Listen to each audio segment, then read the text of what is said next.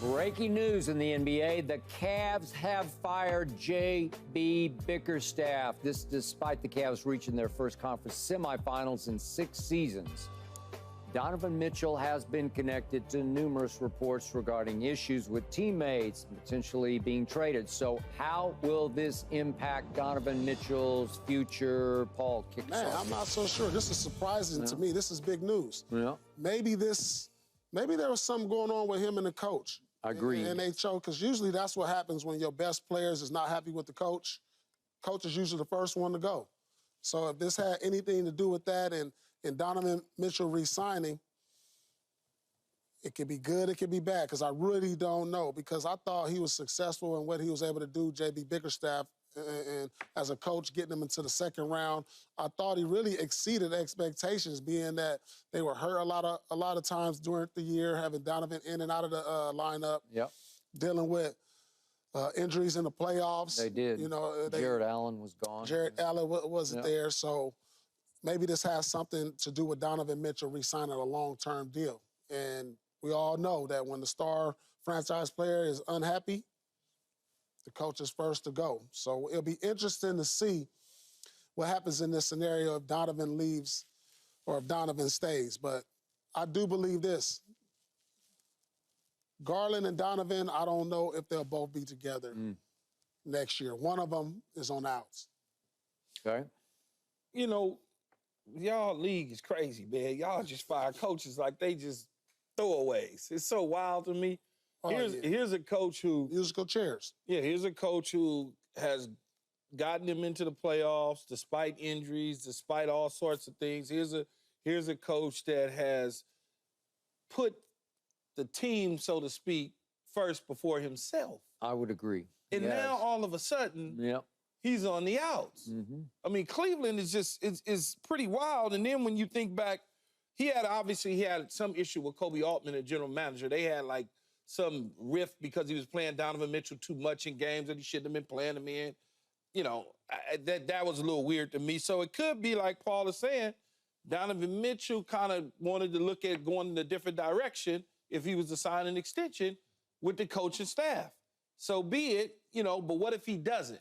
What if he decides to go do something else in terms of signing an extension or asked to be out or traded or whatever the case is, and you just got rid of a coach that had you kind of going in the right direction?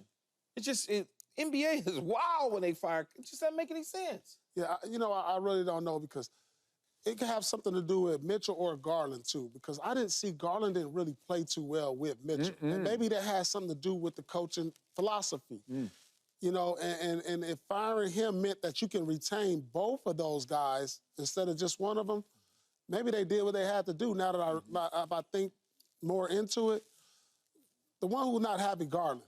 Because we saw when Donovan Mitchell went down, Garland looked like the player we thought he can be. But remember, he was hurt, though.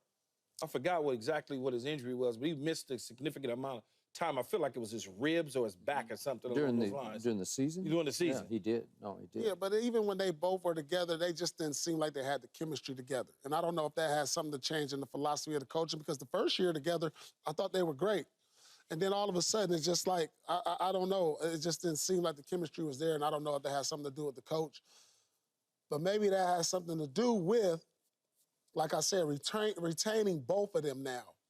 Because if Garland's like not happy and he's a guy that you want to keep for the long run, and Mitchell also another guy you want to keep and keep this team, because I thought this team has great potential when healthy.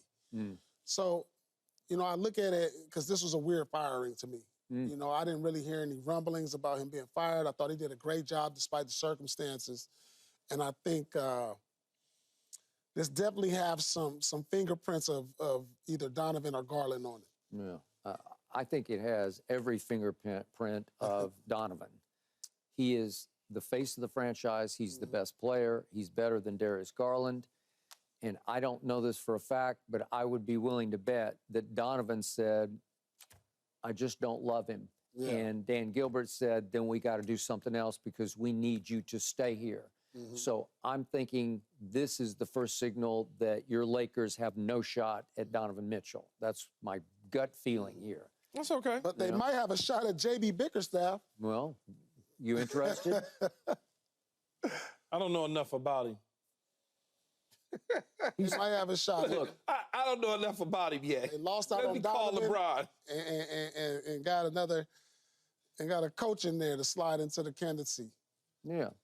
So here's the point on Darius Garland. He went to this school called Vanderbilt. It's in Nashville, which Wait, is where? somewhere in Kentucky or Alabama or Mississippi somewhere. I don't know where Nashville is.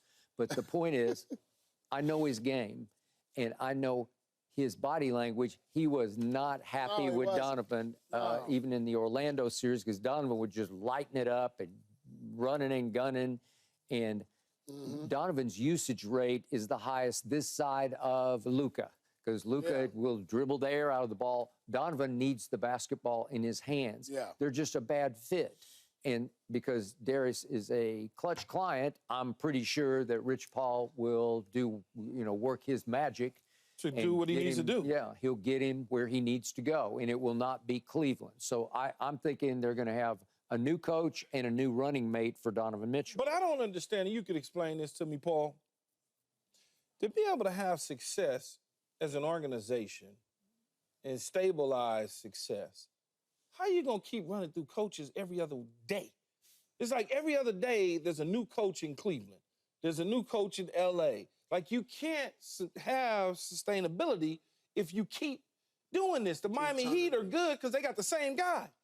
They just got the, eventually San Antonio will be good again because they got the same guy that ain't gone anywhere. Well, there's a small sample size of a coach can get you over the top.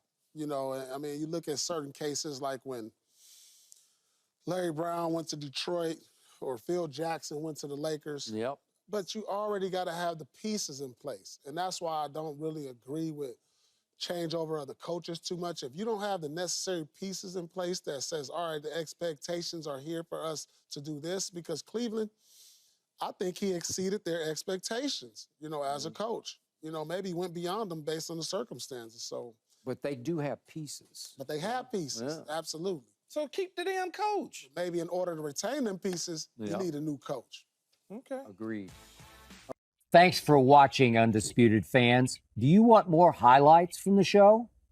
Make sure to click that subscribe button for all the exclusive content from Undisputed.